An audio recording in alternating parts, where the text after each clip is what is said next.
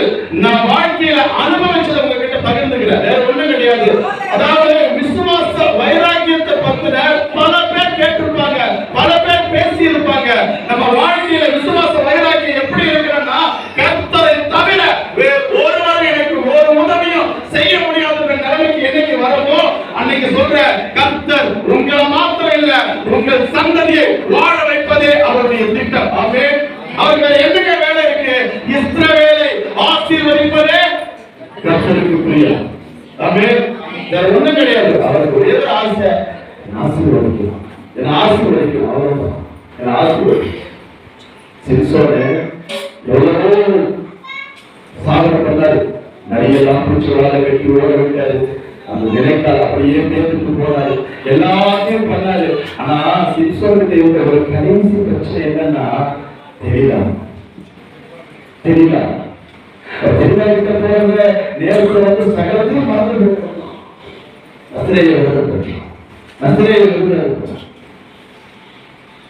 அந்த அளவுக்கு பயன்படுத்தினார். ஆனாலும் எல்லாத்தையும் போய் கண் எடுத்து வேடிக்கை போதா அங்க மாட்டி நிக்க வைக்கும் போது கர்த்தர் ஒரு வார்த்தை தான் சொல்றாரு, அந்த என் மகன் என்ன கூப்பிடுவான்னு பார்க்கலாம், என் மகன் என்ன கூப்பிடுவான்னு பார்க்கலாம். கடைசியா ஒரு வார்த்தை மட்டும் கூப்பிடுற ஆண்டவரே, இப்பொழுதும் என்னை இணைச்சரும் ஆண்டவரே, இவர்களுக்கு முன்னால வேடிக்கையா நிக்கிறேன்னு அவர் கர்த்தர் இறங்கின சடுமையில அத்தனை பேரையும் பண்ணுவார். ஆமென். ஆமென். ஆமென். நம்ம சிம்சோனை பத்தி பல விஷயங்கள் பேசுறோம். இத்தனை பேரை போனோம், இத்தனை நரிகளை பிடிச்சி வாழை காட்டி ஓட விட்டான், இந்த அளவுக்கு இருக்கான். வாழ்க்கைக்குள்ள இருந்தது அவன் ஆத்மாவை மறிக்க செய்து கொண்டிருந்தது. ஆத்மா மறிக்கத்தக்கது, அந்த ஆத்மாவை உயிர்ப்பிக்க ஆண்டவர் தேவை. ஆமென். இன்னைக்கு என்னப்பா அநேக நேரத்துல பார்க்கிறோம், நம்ம பேசுற எல்லா காரியத்தையும் பார்க்கிறோம், விசுவாச அறிக்கை நம்ம வேதத்தை வாயளவுக்கு மாத்திரம் தான் படிக்கணும், வேதத்தை உள்ளார்ந்து படிக்க கற்றுக்கொள்ளணும். ஆமென். கர்த்தருடைய பரிசுத்தத்துக்கு ஸ்தோத்திரம். நான் வெறுமனே வேதத்தை படிச்சேன், இந்த வேதத்தை படிச்சு முடிச்சேன், ஒண்ணுமே புரியல. வெறுமனே வேதத்தை படிச்சேன், ஒண்ணுமே புரியல. ஆண்டவரோடு படிச்சேன், காணக்கூடாத அதிசயங்களெல்லாம் என் கண்கள் காண வைக்கிறார். ஆமென். கர்த்தருடைய பரிசுத்தத்துக்கு ஸ்தோத்திரம். உங்களுக்கு அதே நிலை கர்த்தரோடு இணைந்து வேதத்தில் உள்ள வார்த்தைகளை இருதயத்திலே காத்து வைத்துக் கொள்ளுங்கள், அதை அறிக்கை செய்யுங்கள். வேதத்தின் வார்த்தைகளை நீங்கள் அறிக்கையிட அது உங்கள் வாழ்க்கையை புலவிடும், உங்கள் வாழ்க்கையை பொன்னாக சொல்லுங்கள். அதுதாங்க அநேக நேரத்துல எனக்கு பிரச்சனை இருக்குது, போராட்டம் இருக்குது, நெருமை இருக்குது, ஆண்டவர் என்ன மறந்தாரு, ஆண்டவர் என்னை கைவிட்டாரு, இப்படிதான் சொல்லிக்கிட்டு இருக்கிறோமே தவிர ஆண்டவரோட பாதத்துல போயிட்டு பக்தி வைராக்கியமா யாருமே வட்டார மறந்தோம். ஆண்டவர் என்ன சொல்றாருன்னா, உண்மையிலேயே நான் பலமே பாண்டதான், நான் பலமே பாண்டதான், நடத்துறதுக்கு அவர் இருக்கிறாருன்ற அந்த நிச்சயம் வரும்போது கர்த்தர் அதிசயங்களையும் அற்புதங்களையும் செய்தார். எலிசாவை பாருங்க, 12 ஏர் போட்டு விழுந்தான். 12வது ஏர்ல எலிசா நிக்கிறான். எலியா வந்து எலிசா மேல சாமியை போடும்போது அபிஷேகம் பண்ணும்போது அவங்க எங்கன்னா 12வது ஏர் போட்டு விழுந்துட்டு இருக்கான். ஏன்னா முதல் ஏர் பிடிக்கிற அளவுக்கு எலிசாவுக்கு தெம்பு கிடையாது, முதல் ஏர் பிடிக்கிற அளவுக்கு எலிசாவுக்கு பெரும் கிடையாது. வேற அருமையா சொல்லுது, அந்த பிள்ளைங்க எல்லாம் சொல்லுது, மட்டை தலையா ஏறி வந்து எலிசாவை பார்த்து கிண்டல் பண்ணுது. அப்படி இருக்கும் பட்சத்துல எலிசா கடைசி வரை தன் உடம்பிலே வியாதிகளோடு இருந்தான், அது உண்மை. ஆனாலும் கர்த்தர் எலிசாவை பயன்படுத்தினார். ஆமென். எலியா செய்ததை காட்டிலும் எலிசா இரண்டத்திரையான அற்புதங்களை செய்தார். காரணம் என்ன? கர்த்தர் எலிசாவோடு இருந்தார். ஆமென். ஆமென். வேலைக்காரர் சொல்றா, இவ்வளவு கூட்டம் இருக்கிற நம்ம எதிர்த்து நம்ம காப்பாற்றுறதுக்கு யாருன்னு கண்களை மூடிக்கொண்டு பார்க்காது, இவன் கண்களை திறந்துள்ள ஆண்டவர் என்று சொன்னப்போ மலை முழுவதும் அக்னிமயமான குதிரைகளை காவலுக்கு வைத்த ஆண்டவர் ஒருவர் நம்மோடு இருக்கிறார் என்ற அந்த வைராக்கியம் நமக்குள்ள இருக்கும் போது எந்த பிரச்சனையும் நம்ம அடைய வாய்ப்பே கிடையாது. ஆமென். ஆமென். சரி, போகட்டும். இன்னைக்கு முதலாவது குணப்படுத்துகிறவரை பற்றி பார்க்கலாம். ஆமென். குணப்படுத்துகிறவர் கர்த்தருடைய நாமத்துக்கு ஸ்தோத்திரம். யோவான் 9:1-7 வரைக்கும் வாசிங்கன்னா அது அவரை வேத வசனத்தை வாசிக்கும் போது இயேசு அவர் கையிலே தூக்கி கையில அப்புறம் போய் கண்டார். அப்பொழுது அவரை நோக்கி இவர் குருடனாய் பிறந்தது யார் செய்த பாவம், இவன் செய்த பாவமோ என்று கேட்டார்கள். இயேசு பிரதியுத்தரமாக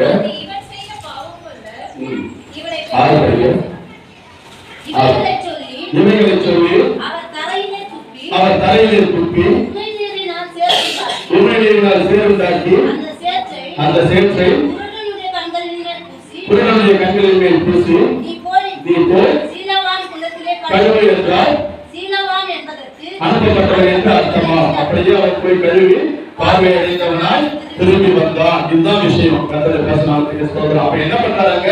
ஒரு குருடனை சொஸ்தமாக்குகிறார். ஆமென், ஆமென், ஆமென் சொல்லுங்க. சத்தமா சொல்லுங்க. ஆமென் சொல்ல சொல்ல கர்த்தர் வான மண்டலத்தில் உள்ள பொல்லாத சேனைகளை உடைக்கிறார். ஆமென், ஆமென். இதே நான் அனுபவிச்ச உண்மைங்க. ஆமென் சொல்லுங்க, ஸ்தோத்திரம் சொல்லுங்க. கர்த்தருக்கு அனுதினமும் ஆமென் ஸ்தோத்திரம் சொல்ல பழகிட்டே இருங்க. கர்த்தர் உங்களுடைய எல்லா பிரச்சனைகளை தீர்க்க ஒரு வார்த்தை போடுங்க, வேற ஒன்றும் தேவை கிடையாது. சரி, இப்ப வருவோம், விஷயத்துக்கு வருவோம். அவர் என்ன சொல்றாரு? அவர் தலையில துப்பி சேருண்டாக்கி அவர் கண்களிலே பூசி சீலோவான் குளத்திலே போய் கழுவு இருந்தார். கழுவுனா பார்வை இருந்துச்சு. அவ்வளவுதாங்க. இதுல என்ன நமக்கு தெரியுது? கொஞ்சம் சொல்லுங்களேன். பேசணும், நீங்களும் பேசணும், நான் மாத்திரமே பேசணும். சொல்லுங்களேன். என்ன புரிந்து கொடுக்குது? இந்த வேத வசனத்துல நம்ம என்னக்கு கர்த்தர் நமக்கு என்ன வெளிப்படுத்துறார் அதை மாத்திரம் சொல்லுங்க. தலையில துப்புறாரு, சேர உண்டாக்குறாரு, கண்ணை பூசுறாரு, சீலகம் கொடுத்து கொள்ள சொல்றாரு. அவசரமா இது என்ன ஒரு அற்புதம்? குருடனுடைய விசுவாசம். ரெண்டு. அடுத்து அவருடைய கீழ்ப்படிதல். அடுத்து மனிதனை படித்து அடுத்து கொஞ்சம் எல்லாம் பேசுங்க, எல்லாம் பேசுங்க, எல்லாம் பேசுங்க. இப்போ நான் மைக்க பிடிச்சிக்கிறதுனால நான் ஒன்னும் அவ்வளோ பெரிய கிடையாதுங்க. இப்ப வெளியே இருந்தா நம்ம எல்லாம் நல்லா தானே பேசிக்கிட்டு இருப்போம். நீங்க சர்ச்சுக்கு வரும்போது நல்லா தானே பேசுறீங்க. இப்படியா போய் இறுக்கமா உட்காந்துட்டு இருக்கீங்க. ஃப்ரீயா பேசுங்கள, ஃப்ரீயா பேசுங்க. இப்போ உங்க சபையில ஒரு கிறிஸ்துவ நடந்துச்சு. அப்பெல்லாம் யாருக்கும் தெரியாது உங்களுக்கு. நாங்க வந்து எல்லாரும் ஜாலியா தான் பேசிக்கிட்டு இருந்தோம். அப்பெல்லாம் நல்லா பேசுறீங்க. இப்ப மட்டும் இவ்வளவு இறுக்கமா இருக்கீங்க. பேசுங்க. ஏன் அவ்வளவு என்ன பார்த்து மிரடுறீங்கன்னு எனக்கு புரியுது. கர்த்தருடைய பரிசுத்தத்துக்கு ஸ்தோத்திரம். அதாவது கர்த்தர் ஒரு காரியத்தை தெளிவா சொல்றாருங்க. எல்லா வேத வசனத்தையும் நம்ம பார்க்கும்போது ஒண்ணுக்கு ஒண்ணு தொடர்பு இருக்குங்க. பழைய ஏற்பட்ட காரியமும் புதிய ஏற்பட்ட காரியமும் நீங்க படிக்க படிக்க ரொம்ப அருமையா தெளிவாகும். இதுல என்ன நமக்கு தெரியுது? கர்த்தர் சொல்றாரு, இங்க சேர் உண்டாக்குறாரு, கண்ணுல பூசுறாரு, கண்ணுல பூசி நீ போய் கழுவு, உனக்கு பார்வை கிடைக்கும்னு சொல்றாரு. இது ஒரு அற்புதம். ஆனா அற்புதத்தை மாத்திரம் தான் அவங்க பார்த்தாங்க, அடையாளத்தை மாத்திரம் தான் அவங்க பார்க்கிறாங்க. அதற்கு முன்னாடி ஒரு சத்தியம் இருக்கு. என்ன? ஆதியாகமத்துல 2ஆம் அதிகாரத்துல சொல்றாரு பாருங்க. தேவன் மனுஷனை மண்ணினாலே உண்டாக்கினார். இப்ப அவன் கண்ணை எதனால உண்டாக்கினாரு? எதனால உண்டாக்கினாரு? மண்ணினால தான் உண்டாக்கினாரு. அப்ப அவங்களுக்கு தெரியுது தேவன் மண்ணை கொண்டு கண்ணை உண்டாக்கினார் என்றால் ஆதியில் இருந்த யெகோவா வருகின்ற ரவி இவர்தான் என்று. அது அவங்களுக்கு தெரியுங்க. அவங்களுக்கு நல்லாவே தெரியுது கர்த்தர் இவர்தான் தெரியும். என்ன? நமக்குள்ள ஒரு இருமாப்பு, நமக்குள்ள ஒரு போராட்டம், நமக்குள்ள நீங்க பாருங்க. சவுல சொல்றாரு, இவனா நம்மை ஆள போகிறவன், இவனா நம்முடைய ராஜா, இவனா நமக்காக உண்டு பண்ணினவர். ஆனால் சவுலோ காதுகள் கேளாதவனை போல் இருந்தார். ஆமென். ஒரு விஷயத்தை கேட்கவே கூடாது. வாசிப்போ சபைக்குள்ள வாசிப்போ என்ன சொல்லுவாங்க? அபிஷேகத்துல கிடைச்சு அந்நிய பாஷையில பேசி துள்ளி குடிச்சு ஒரு 2 பாட்டை பாடி கர்த்தருக்குள்ள பாசமாக்கி உங்களை வீட்டுக்கு அனுப்பிச்சுட்டா வீட்டுக்கு போய் என்ன பண்ணுவீங்க? வேதத்தை பார்க்க மாட்டீங்க. அந்த பாட்டு பாடினாரு அவரோட போன் நம்பரை பார்த்து வச்சு கொடுங்க. அவர்கிட்ட வச்சோம், அவர்கிட்ட வச்சோம். ஏன் வல்லமை உங்ககிட்ட இல்லையா? வல்லமையான ஊழியக்காரர் அப்பா வருத்திருந்தாங்க. யாருக்கு வல்லமை கிடையாது? எனக்கு ரொம்ப பிடிச்ச ஒரு ஊழியக்காரர் ஒரு வார்த்தை சொல்லுவார், எனக்கு ஒரு வல்லமே கிடையாது, தலைவலி கூட எனக்கு சுகமாக்க முடியாது. தலைவலி சுகமாக்குறது அவர்தான். தலையை உண்டாக்குறது தான் அதுக்கான வழியை சுகமாக்குவார். ஆனா இப்ப அநேக இடத்துல இது சில டைம் வந்து குறை சொல்ற மாதிரி பேச்சுக்கள் இருக்கும். ஆனாலும் இதுதான் உண்மை. எனக்குள்ள விசுவாசம் இருந்தா நான் கர்த்தரிடத்துல கேட்டானா எனக்கு விடுதலை. எனக்கு சுகம், எனக்கு ஒரு வல்லமை நடக்கணும்னா, கர்த்தர் என்ன வல்லமையா குணப்படுத்தணும்னா நான் ஆண்டவரிடத்துல கேட்க வேணும், அடுத்தவங்க கேட்க கூடாது. ஆமென், ஆமென், ஆமென். அந்நிய பாஷை பேசி அற்புதமா பாட்டு பாடி கையை தட்டி குதூகலமா டான்ஸ் ஆடிட்டா மாத்திரம் நமக்கு ரட்சிப்பு வரும்னா வராதுங்க. ஆமென், ஆமென், ஆமென். ரட்சிப்பு அப்படி வராது. கர்த்தர் ஒருவரால மாத்திரம் தான் ரட்சிப்பு. எங்க அண்ணன் உட்கார்ந்துகிட்டு இருக்காரு, 50 வருஷமா குடிச்சிட்டு இருந்தாரு. ஆமென், 50 வருஷமா குடிச்சிட்டு இருந்தாரு. ஆனா யாரும் அவருக்கு தெரியல, ஆண்டவர் தொட்டாரு. இன்னைக்கு வேதத்துல எனக்கு தெரியாத விஷயங்கள்லாம் சில டைம் அவர் கேட்கிற கேள்விக்கு ஐயோ ஆண்டவரே இவர் கேள்விக்கு என்னால பதில் சொல்ல முடியல. 2 நைட்டு 11 மணி வரைக்கும் உட்கார்ந்து போன் பண்றாரு. ஆனா இதுக்கு பதில் இங்க இருக்கு பாருங்க. அந்த அளவுக்கு அவருக்கு வேத ஞானம் இருக்குதுன்னா காரணம் கர்த்தர் அவரை தொடர்றாரு, அவர் சுகமாக்குறாரு, அவர் குணமாக்குறாரு. கர்த்தர் தான் நம்ம தொடணும், அவர் தொட்டா மாத்திரம் தான் நம்ம தொடணும். ஆமென், இல்லைன்னா குணம் வராது, சுகம் வராது. கர்த்தரை திரும்பி பார்க்க செய்யணுங்க. ஒரு குருடன் போயிட்டு கேட்கிறான், குருடன் ஆண்டவர் வர்ற வழியில நிக்கிறாரு, தாவீதின் குமாரனே எனக்கு இரக்கம் என்றான். என்ன சொல்றாரு? சத்தமா சொல்லுங்க, தாவீதின் குமாரனே எனக்கு இரக்கம் சொல்றான். சொன்ன உடனே என்ன நடக்குது? பார்வை கிடைக்கல, சாத்தான் தட்டிட்டான். ஏய் பேசாத, அமைதியா சத்தம் போடு. அநேக இடத்துல நீங்க அதான் நடக்கும், அதுதான் நடக்கும். நான் ஆற்றல் நிக்கிறேன், நான் செபிக்கிறேன், உனக்கு அற்புதம் நடக்கும். நீ கூப்பிட்டா கிடைக்காது. நீ எல்லா இடத்துலயும் சொல்ற வார்த்தை அதுதான், நீ கூப்பிட்டா கிடைக்காதுப்பா. நான் ஆற்றல நிற்கும் போது என் மூலியமாக கர்த்தர் உனக்கு செய்கிறார். இந்த வார்த்தையை தயவா நம்பாதீங்க. யாராலையும் விடுதலை கிடையாது, ஆண்டவரை ஒருவரை தவிர. அவரால் மாத்திரம்தான் வல்லமையும் விடுதலையும் நடக்கும். ஆமென், அதுதான் சொல்றாங்க. தாவீதின் குமாரனே எனக்கு இறங்குன்னு சொன்னப்போ சொன்ன மாத்திரத்துல பேசாத, சத்தம் போடாத, அமைதியாயிரு. அவன் சொன்ன அந்த வார்த்தையை கேட்டு அவனுக்கு தெரிஞ்சு போச்சு, எங்க எனக்கு தடை வருதோ, எங்க எனக்கு முட்டுக்கட்ட வருதோ, எங்க என் பையன் நிக்குதோ அந்த இடத்துல இன்னும் அதிகமாக நான் கர்த்தரை துதித்தால் எனக்கு விடுதலை வரும். அதுதான் உண்மை. அவன் இன்னும் அதிகமாக கர்த்தர் தாவீதின் குமாரனே எனக்கு இறங்கும். அந்த வார்த்தையை கேட்க கேட்க வேதத்தை நேசிங்களே, வேதத்தை வாசிங்களே, உங்களுக்கு இன்னும் அதிகமான விஷயங்கள் வேதத்துல நீங்க படிக்க படிக்க படிக்க யாரு எல்லாருமே ஒரு விஷயத்தை மாத்திரம் நம்ம மறந்து போறோம். வேதத்தை படிக்கிறோம், நமக்குள்ள ஒரு பயம் இருக்குது. அந்த பயத்தை உடைச்சு போடுங்க, இந்த பயத்தை உடைச்சு போடுங்க. நான் பேசினா கர்த்தர் எனக்கு பதில் கொடுப்பாரா, நான் கேட்டா எனக்கு செவி கொடுப்பாரா, நான் கேட்டா கர்த்தர் எனக்கு செய்வாரா? அந்த வார்த்தையை தயவு செய்து மறந்துடுங்க, பயத்தை விட்டுருங்க. நீங்க கேட்கிறத செய்யறதுக்கு தான் ஆண்டவர் இருக்கிறார். ஒண்ணே ஒண்ணு, அவரோட ஃப்ரீக்வன்சிக்கு நீங்க போகணும். ஒரு சிம்பிள் எக்ஸாம்பிள், இப்ப சூரியன் எப்பவும் ஒரு ரேடியோ சேனல் இருக்கு, இல்ல மொபைல்ல வச்சுட்டு இருக்கோம். மொபைல எடுத்து நான் ஒரு போன் பண்றேன், போன் பண்ண உடனே போன் இப்போ நான் தம்பி உனக்கு நான் போன் பண்றேன்னா யாருக்கு போவோம்? உனக்கு தான் வரும். அவனுக்கு போன் பண்ணாதான் உனக்கு வரும். அப்ப அது எங்க போவோம்? உன் நம்பர் முதல்ல எனக்கு தெரியும், அவரோட நம்பர் எனக்கு தெரியும். உங்க பேர் நான் தம்பி ஸ்டீபன் ராஜோட நம்பர் அருள்ராஜுக்கு தெரியும். ஸ்டீபன் ராஜ் என் கூட பேசணும்னா ஸ்டீபன் ராஜுக்கு அருள்ராஜோட நம்பர் தெரியணும், இல்லாம பேச முடியாது. யாருக்குன்னா ஒருத்தருக்கு போன் பண்ணி பேசினா பார்க்க. அப்ப எனக்கும் அவருக்கும் தொடர்பு உண்டாக்கணும்னா அந்த மொபைல் போனோட அலைவரிசை கரெக்டா இருக்கணும். அந்த போன் நம்பர்ல இருந்து என் போனுக்கு போன் பண்ணணும். அது சேட்டலைட் மூலமா தொடர்பு கொண்டு என் நம்பருக்கு உன்னை ஸ்டீபன் ராஜ் கூப்பிடுறாம்பா என்னன்னு கேளுன்னு எனக்கு மெசேஜ் வரும். நான் கூப்பிடும் போது அருள்ராஜ் உன்னை கூப்பிடுறாம்பா போனை எடுன்னு அவருக்கு உணர்த்தப்படும். அப்போ ஒண்ணுமே இல்லாம அருள்ராஜுக்கும் ஸ்டீபன் ராஜுக்கும் ஒரு தொடர்பு வராது இல்லையா? அப்ப எனக்கும் ஸ்டீபன் ராஜுக்கும் தொடர்பு இருக்கணும்னா அலைவரிசை ஒண்ணா இருக்கணும். அதுதாங்க எனக்கும் ஆண்டவருக்கும் தொடர்பு இருக்கணும்னா அவரோட நான் அலைவரிசையில ஒண்ணா இருக்கணும், அவரோட நான் அனுதினமும் பேசிக்கிட்டு இருக்கணும். அப்படி பேசி பாருங்களேன், உங்க குடும்பத்தில் இருக்கிற எல்லா பிரச்சனைகளும் ஒரே நாள்ல மாற்ற ஆண்டவர் வல்லவராக இருக்கிறார். ஆமென், ஆமென், ஆமென். சத்தமா சொல்லுங்க.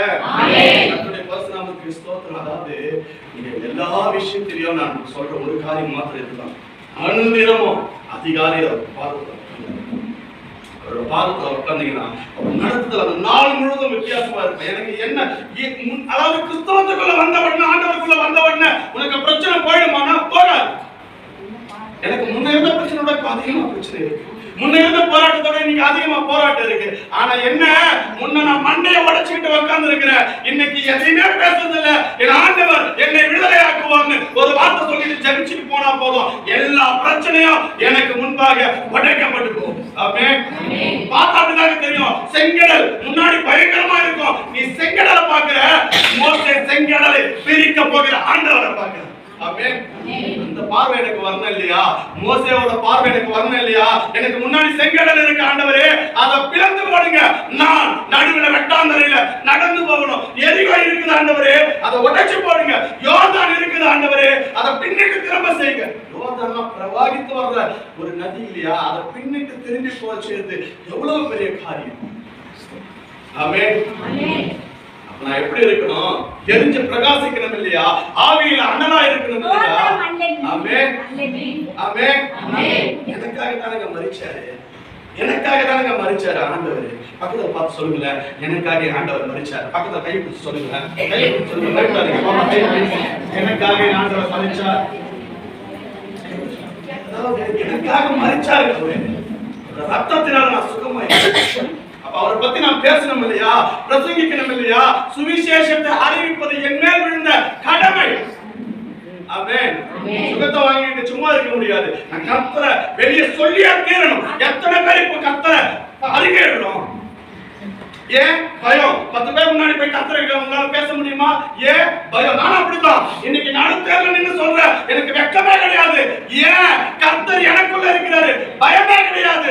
ஏன்? கர்த்தர் எனக்குள்ள இருக்கிறாரு. இயேசுவே மெய்யான தெய்வம் என்பதை நான் ருசித்து இருக்கிறேன். அதனால போயிட்டு தெருவா சொல்ல நான் ஆயத்தமாய் இருக்கிறேன். ஆமென். ஆமென். அதாவது நாங்க கேரல்ஸ் போயிருந்தப்போ சொன்ன ஒரு நல்ல நிகழ்ச்சி, எல்லாம் தெரிஞ்சவங்க தான், எல்லாருக்கும் தெரிஞ்சவங்க தான். பணந்தோப்பு பகுதிக்குள்ள கேரல்ஸ் போயிட்டு இருக்கிறோம். அவங்க பிரச்சனை பண்றாங்க, எல்லாரும் தெரிஞ்சவங்க தான். அதுக்கு முன்னாடி எல்லாம் என்னை பார்த்து பயந்து நான் எதுவுமே மறுக்கல. ஆனா அன்னைக்கு போகும்போது உள்ள வராதன்றான், அந்த தெருவுக்குள்ள போகும்போது மோலாடிக்காதன்றான், அந்த தெருவுக்குள்ள போகும்போது பாட்டு பாடாதன்றான். ஏன்? அவங்க பேசல, அவர்களுக்குள்ளிருந்து கிரியை செய்கிறது சாத்தானோட தந்திரம். கர்த்தர் ஒருவேளை எல்லாருக்கும் நீ அறிவிச்சுட்டா அவன் நல்லா மாறிடுவானே, அவன் நல்லா ஆயிட்டா எனக்கு இங்க என்ன வேலை? ஆகாருக்கு ரொம்ப பிடிச்ச விஷயம் அதுதான். அவனுக்கு ஒண்ணும் கிடையாதுங்க, ஒரே ஒரு வார்த்தை தான் அவனுக்கு தேவை. 6 நாள் இது நம்ம பீஸ் பாயுது. எப்படி 6 நாள் இது யாரு? நம்ம பீஸ், நம்மோட தான் இருக்குது. 6 நாள் என் கூட தான் இருக்குது. ஒரு நாள் ஆலயத்துக்கு போயிட்டு கவலையப்படாத, போயிட்டு வா. அவன் வெளியே இருந்த பிரச்சனை இல்ல, உள்ள வந்த பிரச்சனை இல்ல. ஏன்? அவன் உள்ளே என் ராஜ்யத்தை தான் கட்டான், வெளியே என் ராஜ்யத்தை தான் கட்டான். அவன் கிறிஸ்துவுக்காக இல்ல, கிறிஸ்துவோட இல்ல, அவன் என்னோட இருக்கிறான். கொஞ்சம் பர்மிஷன் கேட்டு ரிலாக்ஸேஷனுக்காக போயிட்டு வா, அவ்வளவுதான். ஆமென். ஆமென். இதுதான் இன்னைக்கு பல இடத்துல நடக்குது. 6 நாள் அவனோட இருக்கிறோம், ஒரு நாள் மாத்திரம் தான் நம்ம கர்த்தருக்காக. அதுவும் ஒரு 2 மணி நேரம்.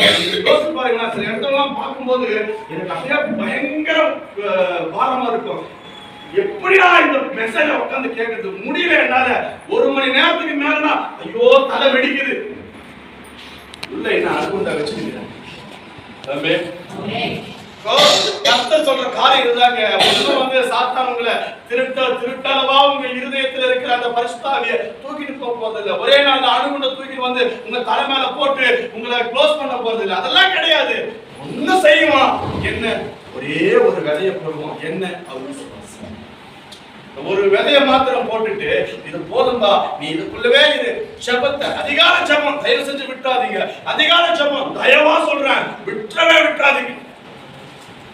இந்த மணி ஆயிடுச்சா, வீட்டுல ஜபசத்தை கேட்க, ஜபசத்தை கேட்க. என்ன சொல்லும் போது அப்படிதான் சொல்லுவாங்க, அவனாப்பா இப்போ அவராப்பா, அவருக்கு என்ன சர்ச்சுக்கு போவாரு, பிரேயர் பண்ணுவார், தொழில் நடக்குது, அதுதான் விஷயம். இன்னைக்கு அந்த பணத்தை பத்தியோ தொழிலை பத்தியோ எந்த கவலையுமே இல்லாம சுத்திக்கிட்டு இருக்க, கர்த்தரோட ராஜ்யத்துக்காக ஓடிக்கிட்டு இருக்க. ஒண்ணுமே இல்லைங்க, வெறுங்கையோட இருந்தங்க. எல்லாவற்றிலும் கர்த்தர் என்ன உயர்த்தி இருக்கிறார். ஆமென். ஆமென். ஒண்ணும் இல்லாத இருந்தவங்க நம்மகிட்ட சும்மா ஒரு இடத்துல நின்று ஜெபம் பண்ண. காட்பாடியில என் மனைவி சொன்னாங்க, ஒரு வீடு கட்டணும், காட்பாடியில இடம் வாங்க போனோம். சாமன் உங்களுக்கு தெரியும், நாங்க சும்மா தானே போயிட்டு நின்று ஜெபிச்சோம். நீங்க நம்பவே மாட்டீங்க, எங்களால கற்பனை கூட பண்ணி பார்க்க முடியாது அந்த இடத்த வாங்குவேன்னு. ஒரே ஒரு வார்த்தையில ரெஜிஸ்டர் பண்ண. ஆமென் ஆமென். ஆனா 15 லட்சம் அதிகமாலாம் இல்ல, 15 லட்சம் தான். அதை கொடுத்து ரெஜிஸ்டர் பண்ண காட்பாடியில் அலுவலர். ஆனா 15 லட்சத்துக்கு அங்க நிலம் கிடைச்சதுன்றது எல்லாம் நம்பவே மாட்டேங்கிறாங்க. யாருக்கு சொன்னாலும் 15 லட்சம் அங்கேயே. இன்னைக்கு சுகர் மில்ல எடுத்துக்கோ, ஒரு சிட்டு 10 லட்சம் ரூபாய். காட்பாடியில போயிட்டு நான் வாங்க, உனக்கு எப்படி அதெல்லாம் நடக்குது? நடக்குது தெரியல, நடக்குது விடு. ஒரே ஒரு வார்த்தை, அப்பா கிட்ட போய் நிக்கிறேன், கர்த்தர் கிட்ட நிக்கிறேன். ஆண்டவரே எனக்கு பலன் இல்லை, நீங்க என் கையை பிடிச்சு, எனக்கு திடன் இல்லை. கர்த்தர் தர நினைப்பதை தடுக்க ஒருவராலையும் முடியாதுங்க. ஆமென். கர்த்தர் திறந்தா அதை பூட்ட ஒருத்தருமே கிடையாது. ஆமென். கர்த்தரோட பரிசுநாமத்துக்கு ஸ்தோத்திரம். உங்களுக்கு இன்னைக்கு சொல்ற ஒரு விஷயம், காலையில எனக்கு சொல்லும் போது ஆலயத்துக்காக ஜெபிக்கும் போது சொல்றது ஒரே ஒரு காரியம் தான், பக்தி வைராக்கியத்தை பத்தி பேசு. பக்தி வைராக்கியத்தை பத்தி பேசு. கொடுக்கப்பட்ட தலைப்புகள் வேற, இதை பத்தி எல்லாம் பேசணும்னு, ஆனா அதெல்லாம் இல்ல. பக்தி வைராக்கியத்தை பத்தி பேசுறேன். இன்னைக்கு கர்த்தருக்குள்ள நிக்கிறோம். அப்போஸ்தலர் சொல்றாங்க, ஐத்திகன்ற ஒரு வாலிபன் கர்த்தரோட வசனத்தை தான் கேட்டுட்டு இருந்தான், கர்த்தருக்குள்ளதான் இருந்தான். பவுல் தான் பிரசங்கம் பண்ணாரு. யாரு? அக்கினியா நிரம்புற பவுல் தான் பிரசங்கம் பண்ணாரு. ஆனா 3வது மாடியில ஜன்னலில உட்கார்ந்து கேட்டுக்கிட்டு இருக்கும் போது கீழே விழுந்து கர்த்தருடைய வசனம் யோசித்து பாருங்க. இன்னைக்கு எத்தனை பேர் நம்ம ஆலயத்துக்குள்ள இருக்கிறோம், கிறிஸ்துவுக்குள்ள இல்லாம? எத்தனை பேர் நம்ம கிறிஸ்துவன்னு பேர் வச்சுக்கிட்டு கிறிஸ்துவுக்குள்ள இல்லாம இருக்கிறோம்? ஐத்திகுரு கிறிஸ்துவுக்குள்ள தாங்க இருந்தான், பிரசங்கம் தாங்க கேட்டான், சுவிசேஷம் தாங்க கேட்டுக்கிட்டு இருந்தான். பவுல் தான் அறிவிச்சாரு, வல்லமையானவர் தான், நான் அதெல்லாம் மறுக்கல. ஆனா அங்க இருந்த இடம் தப்பு.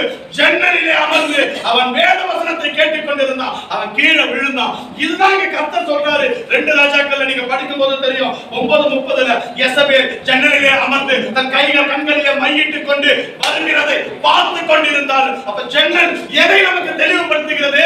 ஜன்னலில உட்கார்றதுன்னா கர்த்தரோட கிருபையில அவருடைய வசனத்தை விட்டு வெளியே போய் இருக்கிறோம். நம்ம பிரசன்ஸ் இங்க இருக்குது, ஆனா என்னுடைய ஆத்துமா இங்க இல்ல. ஆமென். நீ மனசாட்சி தொட்டு சொல்றோமா?